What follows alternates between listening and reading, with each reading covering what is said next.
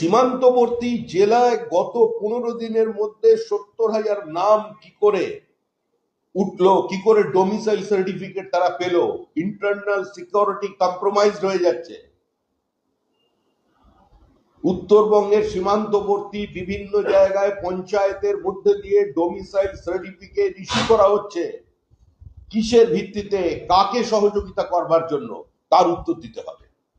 এভাবে রাতারাতি একটা ডোমিসাইল সার্টিফিকেট আমি ইস্যু করলাম আর তার ভিত্তিতে নির্বাচন হবে, এত মসৃণ যাত্রা মনে হয় এবার তৃণমূলের আর হবে না, যাবার সময় এসে গেছে। বীরভূমে অনুব্রত মণ্ডল একবার চড়াম এবং গুলবাতাসের কথা বলেছিল, ও তো মঞ্চে উঠতে দেয়নি। সেই বীরভূমে আজকে মুখ্যমন্ত্রী বলেছেন হবে নাকি খেলা, ওনার কাছে রাজনীতির একটা খেলা, কিন্তু মানুষের কাছে ধামসামাদলের কথা বলেছেন ওনার কাছে রাজনীতি একটা খেলা হতে পারে।